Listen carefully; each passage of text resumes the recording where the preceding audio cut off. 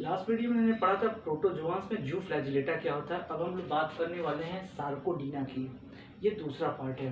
जब हम सार्कोडीना की बात करते हैं तो सार्कोडीना का मतलब पहली चीज समझ लेते हैं, जितने भी इरेगुलर शेप के प्रोटिस्ट होते हैं उनको हम सार्कोडीना की कैटेगरी में जनरली हम रखते हैं। कहते हैं कि जितने भी सार्कोडीनियंस होते हैं वो फ्री लिविंग होते हैं, यानी वो हर जगह पाए जाते हैं और बेसिकली वो पैरासाइट होते हैं। पैरासाइट का मतलब किसी न किसी ऑर्गेनिज्म यानी किसी न किसी लिविंग ऑर्गेनिज्म पे वो क्या होते हैं, डिपेंड होते हैं।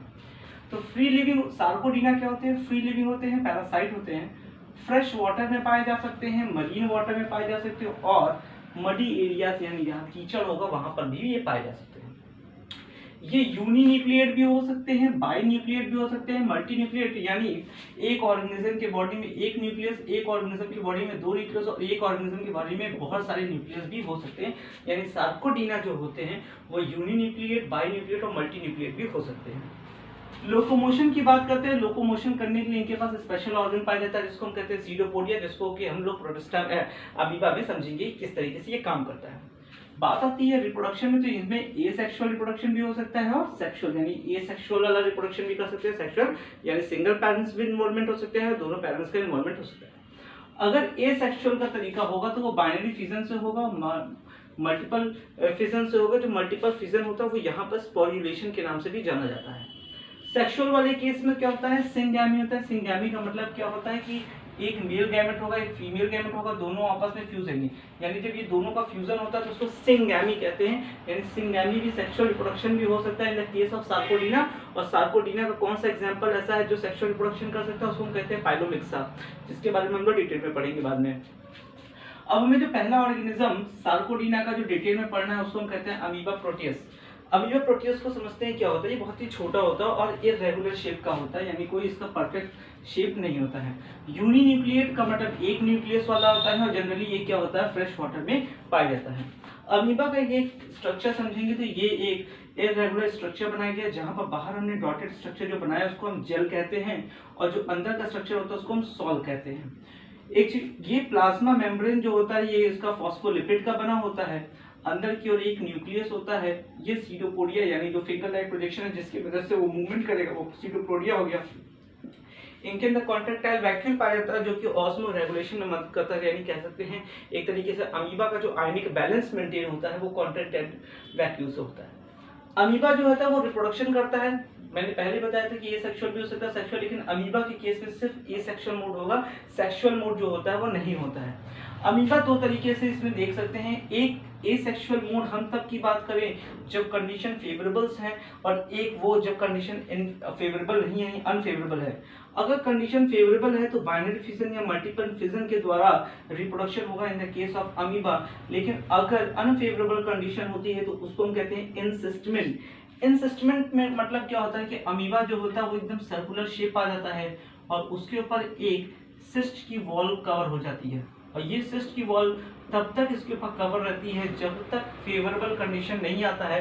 जैसे ही फेवरेबल कंडीशन आ जाता है वापस से वो एसेक्सुअल फॉर्म में या बाइनरी फिजन या मल्टीपल फिजन में वो रिप्रोडक्शन कर सकता है। तो this is all about the sarcodinas amoeba proteus. अगला एग्जांपल जो हमें सार्कोडीना का पढ़ना उसको हम कहते हैं पीलोमिक्सा। पीलोमिक्सा की खासियत ये कि इसको हम जाइंट अमीबा के नाम से जानते हैं। पीलोमिक्सा जो होता है उसको हम जाइंट अमीबा यानी अमीबा जैसा ही होता है लेकिन बड़ा होता है। अमीबा और इसमें सबसे बड़ी अंतर क्या होता है कि अमीबा सिंगल न्यूक्लिएटेड होता है, ये कैसा होता है, मल्टी न्यूक्लिएटेड होता है। अमीबा में एसेक्सुअल रिप्रोडक्शन मोड का था, यहाँ पर कैसा होता है, सेक्सुअल मोड का होता है। तो पीलोमिक्सा के बारे में अगर हमसे कोई पूछता है तो हम साफ बताते कि तकरीबन ये अमीबा जैसा होता है। जाइंट अमीबा इसलिए कहते हैं क्योंकि ये अमीबा की साइज से काफी बड़ा होता है। जो अमीबा से इसके अंदर सबसे बड़ा डिफरेंस होगा वो ये होगा, ये मल्टी न्यूक्लिएटेड होता है और सेक्सुअल रिप्रोडक्शन पाया जाता है। अगला जो एग्जांपल होता है सार्कोडीना का उसको कहते हैं ओलोकैंथा। ओलोकैंथा वैसा ऑर्गेनिज्म है जिसके अंदर दुनिया में सबसे ज्यादा कह सकते हैं मैक्सिमम नंबर ऑफ क्रोमोसोम्स पाए जाते हैं, जिसको हम कहते हैं 1600। ऑलमोस्ट 1600 क्रोमोसोम जो होते हैं वो ओलोकैंथा में पाए जाते हैं। नेक्स्ट आता है एंटमीबा हिस्टोरिका। एंटमीबा हिस्टोरिका जो है ये बहुत ही कॉमन वर्ड है, लोग समझते नहीं है कि एंटमीबा हिस्टोरिका क्या। एक्चुअली जो अमीबा ह्यूमन की बॉडी के अंदर पाया जाता है उसको हम एंटमीबा हिस्टोरिका कहते हैं।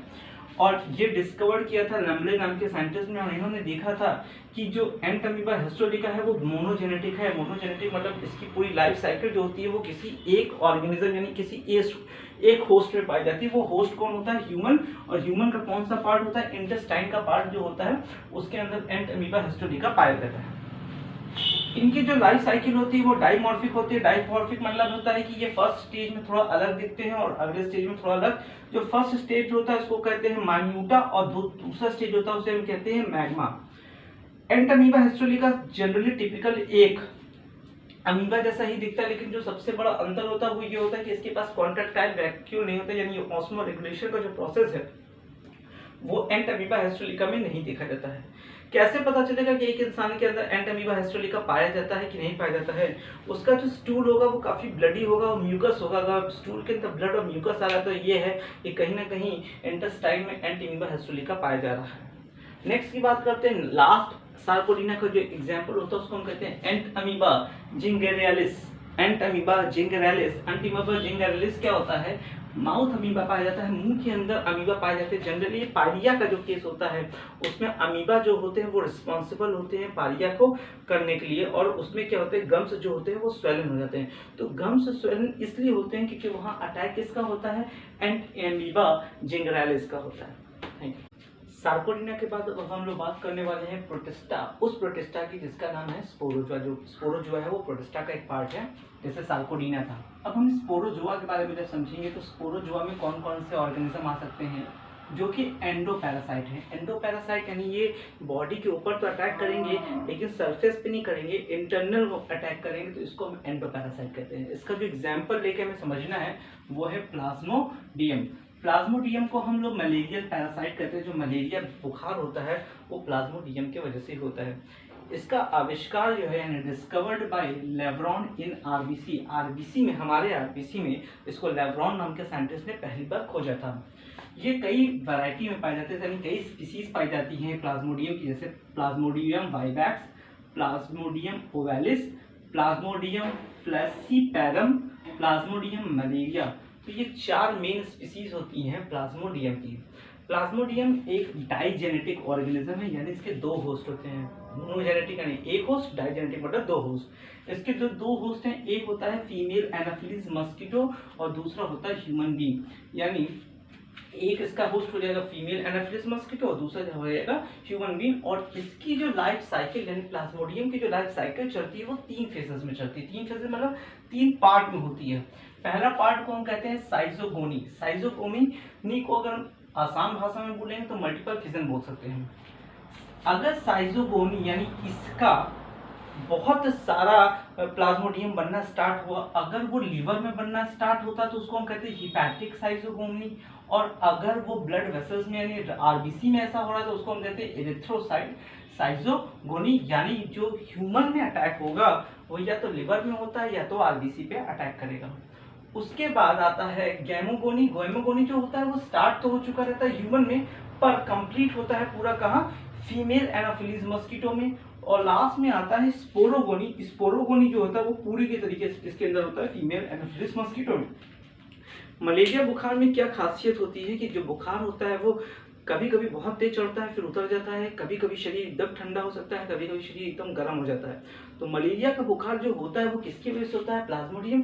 और प्लाज्मोडियम का होता क्या है? वो ब्लड के अंदर जाने के बाद एक बहुत तगड़ा मल्टीपल फिजन करके उसकी संख्या बहुत ज्यादा होती है। जब उसका मल्टीपल फिजन होता है तो वही बुखार उड़ता है। ये चीज हम लोग क्लास 12th में एक चैप्टर आएगा रिप्रोडक्टिव हेल्थ, उसमें भी हम ये चीज के बारे में पढ़ेंगे। Thank you. अब हम प्रोटिस्टा के लास्ट पार्ट में चलते हैं जिसको हम कहते हैं स्लाइम माउड। स्लाइम माउड एक सैप्रोफिटिक है, यानी सड़े गले जगह पे पाया जाता है और इन्हीं लोगों पे अपनी न्यूट्रिशन को पाने के लिए डिपेंडेंट होता है। ये डार्क प्लेस पे, डैम्प प्लेस पे यानी गंदे इलाके में पाया जाता है। नो सेल वॉल, इनकी बॉडी पे कोई भी सेल वॉल नहीं होता, इसलिए जनरली जो बॉडी होती है वो इरेगुलर होती है। रिप्रोडक्शन वेजिटेटिव भी हो सकता है, एसेक्सुअल भी हो सकता है, सेक्सुअल भी हो सकता है। अगर हम वेजिटेटिव की बात करते हैं तो सबसे इंपॉर्टेंट क्या होता है? फ्रेगमेंटेशन। फ्रेगमेंटेशन का मतलब क्या होता है? एक बॉडी रहती है, बॉडी कई पार्ट में टूट जाती है और हर पार्ट एक नए ऑर्गेनिज्म में डेवलप कर जाता है। इसमें एक नई चीज पाई जाती है, इसको कहते हैं स्केलेरोटिया फॉर्मेशन। स्केलेरोटिया फॉर्मेशन क्या होता है? जो ऑर्गेनिज्म के चारों तरफ एक कवच बन जाती है जो कि ड्यूरिंग अनफेवरेबल कंडीशन में प्रोटेक्ट करने के लिए मदद करती है। एसेक्सुअल की अगर हम बात करते हैं तो स्पोर फॉर्मेशन इसमें होता क्या है, इस तरीके का एक स्ट्रक्चर बनता है जिसके अंदर से जिसके डिहाइसेंस होने पे स्पोर्स बाहर निकलते हैं। ये स्पोर्स दो तरीके के हो सकते हैं, एक हो सकता है मिक्स अमीबा और एक बन सकता है स्वार्म सेल। एक को हम कहेंगे मिक्स अमीबा और एक को हम कहेंगे स्वार्म सेल। स्वार्म सेल में क्या होता है, एक फ्लैजिला छोटा होता है, एक फ्लैजिला बड़ा होता है। सेक्सुअल के केस में क्या हो सकता है कि सेक्सुअल हम ऐसे समझते हैं कि फ्यूजन ऑफ गैमेट्स होते हैं, यानी गैमेट्स का फ्यूजन होना। तो यहाँ पर क्या होता है कि गैमेट्स तो नहीं बनते, यानी ये दो मिक्सोमीबा मिलकर फ्यूज कर जाते हैं या दो स्वार्म सेल फ्यूज कर जाते हैं। तो जब ये दो फ्यूज कर जाते हैं तो उसके केस में क्या हो सकता है, सेक्सुअल। तो ये पूरी कहानी हुई प्रोटिस्टा के बारे में।